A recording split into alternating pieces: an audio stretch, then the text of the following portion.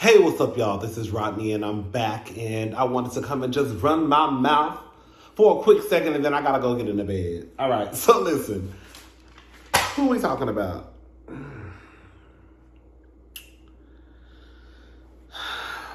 Let's go ahead and get Nicki out the way.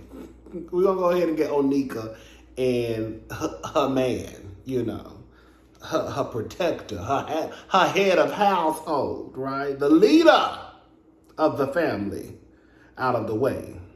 The one they say that also like to take stuff that don't belong to him, right? He was convicted. Okay.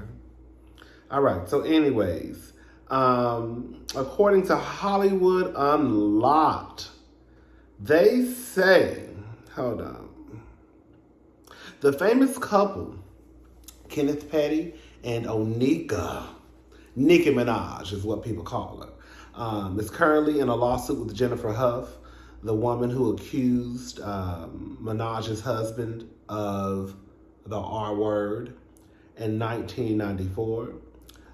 As we previously reported, Hough filed a lawsuit in August accusing Petty of intimidating her while claiming Minaj had also harassed and threatened plaintiff Hough to recant her legitimate claim that defendant Petty R'd her. To note, both Petty and Hough were 16 and living in Jamaica, Queens at the time of the incident. Petty was initially charged with first degree R. He denied the charges and all that, stuff that they, ain't nobody gonna ever say I did it, all right? So anyways, the lawsuit, Nicki and Kenneth ignored the lawsuit and they could face a $15 million judgment. That's what I was basically trying to get to. We know Kenneth ain't got the money. So if Onika, you know how I feel about this. I done already told y'all. I think Jennifer should get every dime that she wants. That lady was minding her business. And because Nicki decided to marry someone, such as the man who she decided to marry, she knew he had a whole lot of baggage, right? Bag lady, you gonna miss your buzz. You can't hurry up, cause you got too much stuff. She knew he was a bag lady. She knew. She knew Kenneth had a whole bunch of baggage. But not only did she decided to court him, and then she also decided to hop on her and do a full split and push out a baby, right? So now she really stuck with him, right? And he gave me the type that, like, even if Nicki decided to divorce him, like, he would make Nicki's life a living HE double hockey sticks, right? Kenneth, I don't know nothing about that man, but he just gives me, from what I can see, right? He gives me the type that will use their son, to get his way with Nicki. Nicki, girl, you got if Mad Day ever come for Nicki and Kenneth is gonna wear Nicki out. Girl, I'm telling y'all. Wait, did I say that right? Kenneth is gonna wear Nicki out. Hopefully, like I said, hopefully Jennifer gets the money that she's looking for, that she's asking for. The lawsuit, they ignored it, that they could face a $15 million judgment. Nicki, if you got money to blow like that, just get a girl the money so she can go about her business and leave her alone. You know what I'm saying? Your man gonna still have to call and get permission to go out of town. He's still gonna have to call and get permission to go on trips. Girl, that's your life. That's what you wanted. That's what you got. R. Kelly. Girl, when I tell y'all, girl, ooh, God don't like ugly. He ain't too fond of pretty, right? And he sure don't like the people who be touching on children. And the people that support it, right? They say R. Kelly music sales went up 500%. Girl.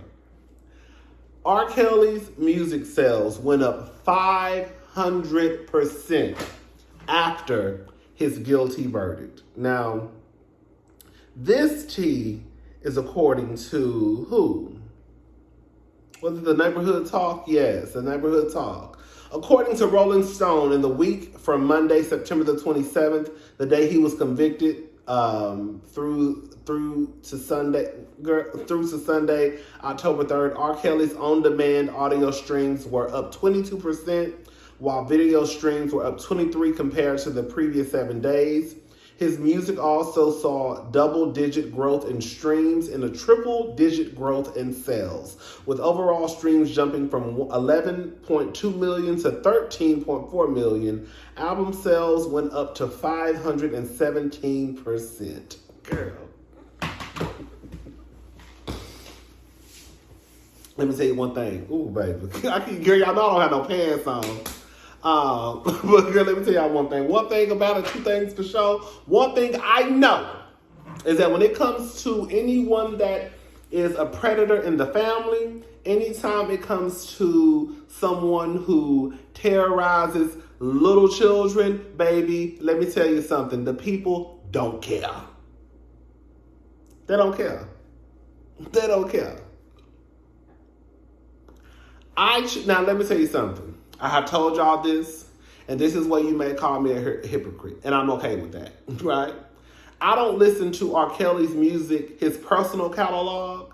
However, if I may listen to a Selena Johnson album, and he may be on the album, or a Nivea song, and he may be on one of her songs, right?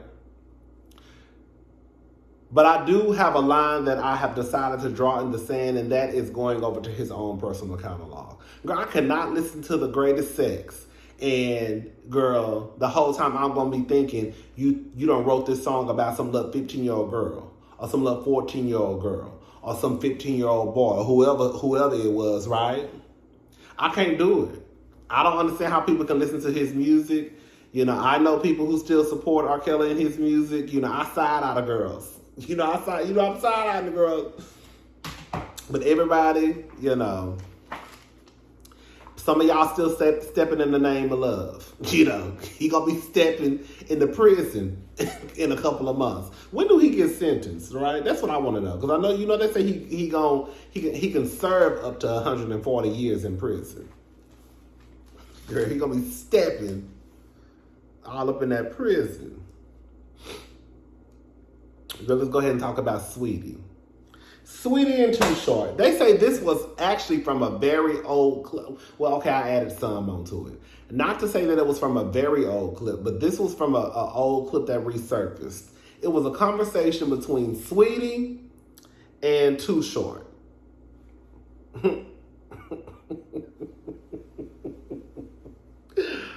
Oh, girl, these niggas is too old to still be thinking like this. It's one thing. Let me say something. I think it's one thing for us to grow up and for the world to teach us things, right? And we take these things and we store them up here and we think that it's the gospel, right? But I do think at some point in life, you have to realize and unlearn a lot of the things that either it was taught to you, or, whether it was by family members or friends, or things that you just, thought were right from stuff that you saw on television or the World Wide Web, right? A lot of this stuff is not right. And I just feel like Too Short is too fucking old to be walking around here with this same ignorant ass mentality, right? So the people mad at Saweetie. Now, I'm going to be honest with y'all. I don't think Saweetie did shit wrong. I saw the clip. I'm going to try to play the clip at the end of this video so y'all can see it. Because, sometimes you have to hear things and see things for you to really come to your own conclusion. So I'm going to try to play the clip. If I don't play it, if it's not at the end of this video, that means, girl, she couldn't do it. But if I play the clip, then you can see. But from what I saw, and y'all know I don't mind calling nobody no colorist. Do you hear me? In this clip, I did not get colorist tees from Saweetie. So I did not understand why so many people were calling her a colorist and basically didn't say shit about Too Short when he was the one who made the comments in the first place.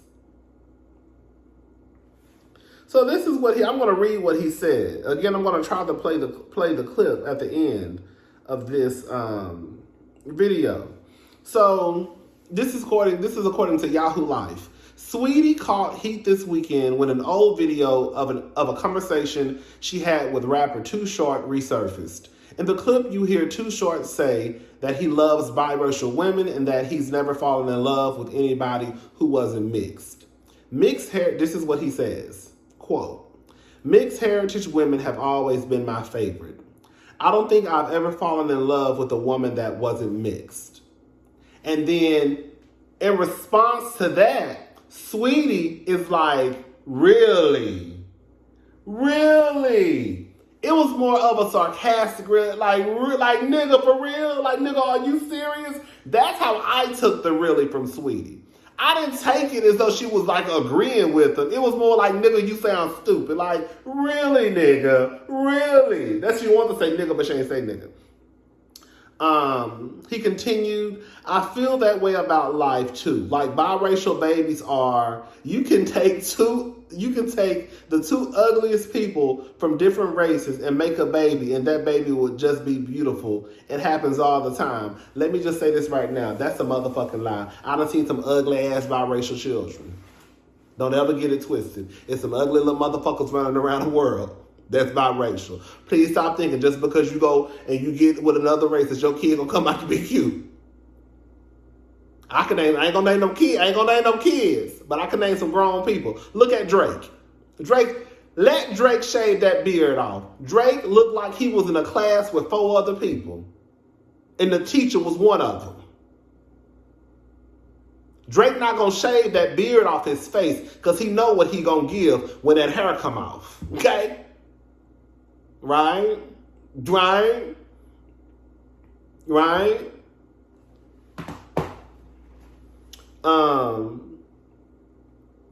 At the beginning of the clip, you hear him say, I guess he was talking to a woman, and he from what I gathered from the clip that I saw, because it didn't start at the very beginning, you're definitely mixed with something. So what I got from that was he was having a conversation with some woman, and he was trying to tell her that she's definitely mixed with something. Basically telling her in a nutshell, there's no way that you can be 100% black because you look too goddamn good and I'm attracted to you. And I'm never attracted to black women that look like my motherfucking mama, my big mama, my sisters, my nieces, my daughters probably. Well, I guess not daughters, because he said all the women he been in love with was black. Bitch, all the black women that look like my big mama and sisters, right?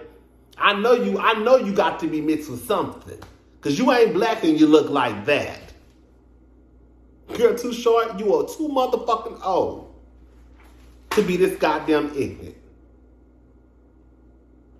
Walking around here talking about just because two people from 2 different races get together and have babies, the babies can't be ugly. I be goddamn they can't. Now I'm not gonna talk about nobody's children, but I will say you can be biracial and be ugly to the motherfucker. And y'all mad at Saweetie. How the fuck y'all mad at Saweetie when Too Short was the one saying the most ignorant shit in the video? But I tell you, y'all niggas gonna have to get it together. Y'all be mad at the wrong people, girl. Y'all be mad at the wrong person. Every time I look up, either y'all met, girl, let me show you, I ain't gonna bring that up, girl. I ain't gonna bring it up. Shout out to Saweetie. Saweetie ain't did nothing to nobody. I wonder how she doing. I wonder how her shoulder doing ever since Quavo threw her into that elevator. You know, they said that after that happened, girl, they supposedly started talking again. I don't know how true it is. Y'all ain't never learned. You know, black people really don't think that's nothing major. You know, the only time black people really think that if it's a big enough deal to leave a nigga is when your ass is dead, or when you got tubes down your goddamn throat and your arm is in a sling and your legs in the hospital. If your face ain't broken into 15 pieces, if your teeth not down your fucking throat, if your arm ain't broken half, if your leg ain't in the air, if they ain't gotta come in and feed you food through a straw, then bitch, you are all right. Right? Y'all know how y'all niggas do. Y'all don't believe in sexual assault and y'all don't believe in... Girl, let me shut up. God's about to go into a whole rant. Y'all already know how I do. All right, y'all. I'm going to talk to y'all tomorrow. Girl, my friend that got on my nerve. Girl, he talking about, hey, sis, can you go over to the house while my cleaning lady goes over? It's going to take about 6 hours. Girl, what?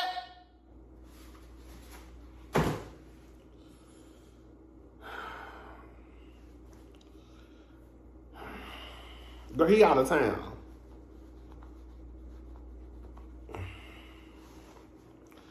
I said, girl, I guess girl got an attitude.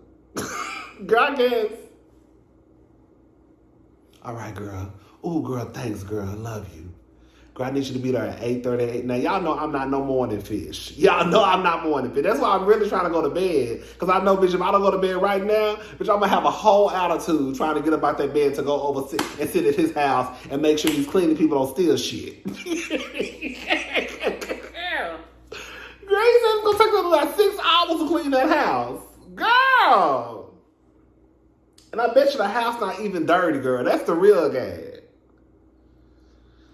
Girl, all right, y'all. I'll talk to y'all tomorrow. I might make a video at his house. I don't know, girl. I might just wait until I get back home, child. All right, bye, y'all. And I'm like, no, you definitely mixed with something. And they would get mad. But in the Bay, you can meet a girl before you can say her name, be like, hey, what you mixed with? And she'd probably tell you that her mama's this, her daddy's that. And mixed heritage women have always been my favorite. Like, I don't think I've ever fallen in love with a woman that wasn't mixed. Really? And the debate did that to me. Really? Because it's something you get, I feel that way about life too. Like biracial babies are, you could take the two ugliest from different races and make a baby and that baby just be beautiful. It happens all the time. You laughing, but it's true. Bruh. You be like, I know y'all didn't make that little pretty baby. And you can see the features in it though. You like, but y'all did, I see it. I heard your comment about, you feel me, when people come together and make a beautiful baby, but black women is beautiful, period, on their with that, you know, with their own blood. You feel me? No doubt about it. And I have in all of my mixed adventures, I have had one